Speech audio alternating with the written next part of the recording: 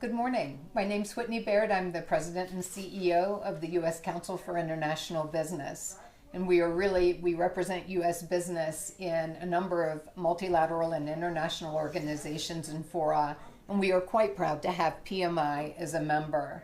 And I'm here today with Stacey Kennedy, who's the president of the Americas region and CEO of PMI's U.S. business. I'm delighted to speak to you about your approach to leadership, PMI's commitment to investing in America, and if we have time, your 2026 outlook. Welcome, Stacey. Thank you, Whitney. So we're operating in a far more connected world, where decisions travel faster, expectations are higher, and leadership is increasingly visible. As CEO of PMI US, how would you describe your leadership approach today, and what principles guide how you make decisions in that environment?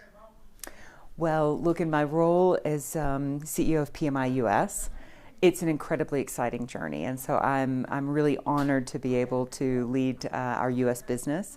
You know, we've only been doing business in the US for 3 years now. PMI was a standalone company for the first time in 2008 after the spinoff. And while we were an American company doing business in more than 180 countries around the world, and I've had a long career with PMI, we only entered the U.S. to serve our consumers there 3 years ago. It's been an incredible journey. And so when I think about the leadership principles that for me are very important, one of the first things that I wanted to do coming back to the United States was to do a listening tour across the U.S. Mm-hmm. I wanted to listen to consumers. I wanted to listen to communities, various stakeholder groups, public policymakers, public health, so that I could then weave their interest into our longer term vision and ambition. So in the US, we sell only smoke-free products, and so there are more than 30 million American men and women who are still smoking conventional cigarettes. And our job is to convince them to switch to FDA-authorized products that are better for them, better for their families, and ultimately serve American public health. So staying, clear on who we're working for and what it is that we're doing, how it makes a difference to America and Americans is really important to me in my leadership. Terrific. So what does leading with that kind of continuity unlock? So how do you personally stay grounded when leadership becomes more public and complex and more demanding? Well, we're living in a very challenging environment, and it's very challenging for leaders at the moment because of uncertainty and unpredictability and lots of complexity. The way I personally stay grounded is one, through coming back to listening to those stakeholders. I think it's really important to hear what Americans have to say, and across a variety of different groups. Particularly, I love listening to the younger generation, because I think that many of the things that they're focused on, it inspires me. It gives me hope that we can solve some of the problems that are most important to them. Mm-hmm. I think so much of the younger generation just wants a revival of the American dream. I'm very passionate about the American dream, and we can only get there together if we're focused on communities and helping to make it a better life for the people that we live and work alongside. So that's always something that I come back to as a sense of gratitude, the ability to help deliver, the next version of the American dream for our employees and for all the communities that we serve. No, that's wonderful, Stacey. I spent a number of years representing the United States as a diplomat, and I think one of the challenges is often, and maybe you have found this in your time overseas for PMI, is helping others understand how very diverse the United States is. It's quite large, regionally, and rural, urban, it's quite diverse, and I appreciate your commitment to the listening tour to there, and also very much appreciate your commitment to the American dream. I think it's really the bedrock on which we all work. So PMI, as you've noted, PMI US has taken a long-term approach to being invested in America. And we know in this political moment, that's very important. And why do you believe that durable investment rather than short-term optimization is essential to sustaining the United States' future economic advantage? Well, look, I believe deeply in investment in America. I think, you You invest as a business leader in places where you have belief in the next generation of talent, in the vast resources and capabilities that we have in America.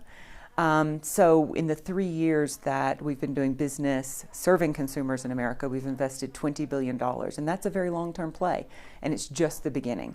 The reason it's just the beginning is because we want to show up for the communities that we serve. That's everything from our consumers to public health stakeholders to the employee base.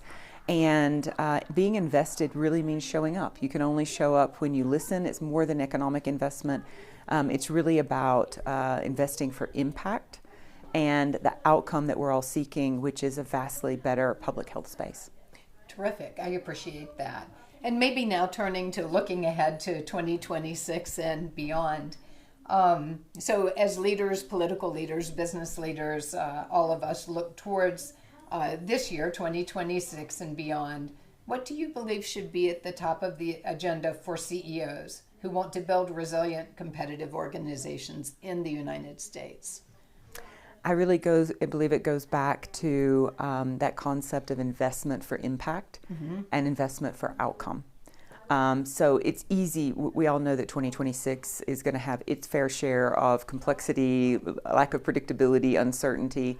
And it's easy to kind of get sucked into that vortex. But I think that business leaders, CEOs, pulling back, looking at the long term, looking at what investing in America really means for what Americans want, the revival of that American dream, then I really believe that that helps to kind of clear the muddy water and help us focus on the things that are really important, which is for us in our business, it's about impact of serving the communities. It's about the outcome of having better health outcomes, particularly for the 30 million American men and women who are still smoking cigarettes. And so that's something that is inspiring, and it's something that I focus on every day when I wake up, and I'm sure every business leader must be thinking about the impact that they want to make over the long term. And I think that helps us all move through 2026 with a great deal of focus and inspiration. So, as a North Carolinian, I grew up in a region, where there was a very active tobacco industry, which has utterly been transformed over the last 40, 50 years. And I really appreciate PMI US's commitment to looking at smoking alternative options and to health. But maybe if I could just throw a question, in the current administration, we have I would say a slightly less conventional health environment. I'm curious about how you see some opportunities for PMI US in the current environment. Of course, and I'm glad you brought up North Carolina, because that's another really important aspect of being invested in America, is being invested in bringing, when you're reinventing an industry, you need to bring the entire ecosystem with you. You can't leave any part of an ecosystem behind, because each part of that deserves its own transformation and to be able to be an economic vitality and moving forward. And so that's something that we've really focused on. And I think the more that business leaders listen to all of the constituents in the ecosystem, it really helps. So look, from our focus in this particular administration, we work in a very bipartisan fashion. And so we're serving what's really been critically laid out is the importance of public health. There are a lot of focuses in public health right now, but I always come back to the core, which is the hard reality is that smoking conventional cigarettes remains the number one preventable cause of death in the United States of America. Many people think that's something of the past. Sadly, it's not. And so that must be a number one critical public health outcome, because first of all, it takes a tremendous human toll. Yes. Human individuals, human family impacts, community impacts, but it also has a tremendous economic impact. The impact on taxpayers of, covering the cost of healthcare related for preventable disease.